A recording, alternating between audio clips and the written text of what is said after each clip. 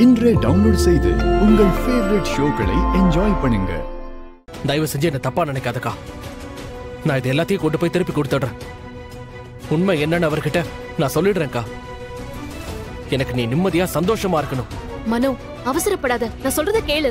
போதும்க்கா, இதுக்கு மேல நீ என்ன கண்ட்ரோல் பண்ண முடியாது. நான் இது எல்லாத்தையும் கொண்டு போய் கொடுக்க தான் போறேன். மனோ, அக்கா. மனோ, நான் இப்ப சொல்றத கேட்க போறியா இல்லையா? அக்கா, இப்ப எதுக்குக்கா கத்துற?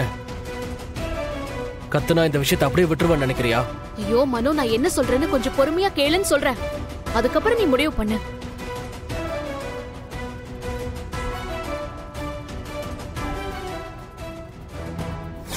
எனக்கு வந்த அசைன்மெண்ட் ஆதி தம்பியை கொலை பண்றதுக்காக இல்ல.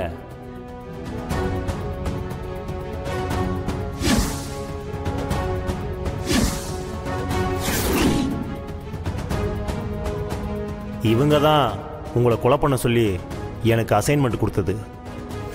ஆனா அந்த ஆதிக்கு ஏற்கனவே கல்யாணம் ஆயிடுச்சு பாரதி. நீங்க சொல்ற மாதிரியே அது உண்மையாவே இருந்தாலும் அது சுதாகர் சாருக்கும் மித்ரா மேடம்க்கும் தெரியாம இருக்க வாய்ப்பே இல்லையே. அவங்களுக்கெல்லாம் தெரியும் பாரதி. என்னக்கா சொல்ற? நீ சொன்னதை கேட்டு எனக்கு தலையே சுத்துது. மித்ரா இப்படி இருப்பா நான் கொஞ்சம் கூட எதிர்பார்க்கலக்கா. இவ்வளவு மோசமானவளாக்கா?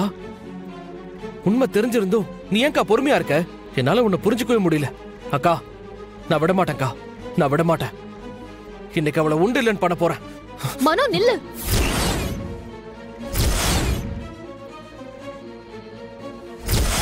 விடுக்கா. மனோ, அக்கா, ஏன்க்கா அப்படி இருக்க? இப்ப நீ சொல்றத கேட்க போறியா இல்லையா? நீ படிச்சவன் தானே, யோசிக்க மாட்டியா? அவன் என்ன கொலை பண்ண ட்ரை பண்ணாங்கிறது அது மட்டும் தான் எனக்கு தெரியும். ஆனா அது என்ன மோட்டிவ்னு எனக்கு தெரியல. அதை தெரிஞ்சுக்கிறதுக்காக தான் நான் பொறுமையா இருக்கேன். ஆரம்பத்துல ஆதியை தான் யாரோ அட்டாக் பண்ண ட்ரை பண்ணிட்டு இருக்காங்கன்னு நினைச்சிட்டு இருந்தேன். அப்புறம் தான் அது எனக்குன்னு தெரிஞ்சது. இப்ப அவ குழந்தைங்களையும் டார்கெட் பண்ண மாட்டான்னு என்ன நிச்சயம்? ஏன், நம்ம மொத்த குடும்பத்துக்குமே அவளால பிரச்சனை வரும். ஏன்னா அவகிட்ட ஆள் பலம், பண பலம் எல்லாமே இருக்கு. மித்ரா யார் எப்படின்னு தெரிஞ்சுக்கிறதுக்கு முன்னாடி ஆழம் தெரியாம காலை விட்டு நாம மாட்டிக்க கூடாது. எல்லாத்துக்கும் மேல இதுல ஆதிய பத்தியே யோசிக்க வேண்டியதா இருக்கு.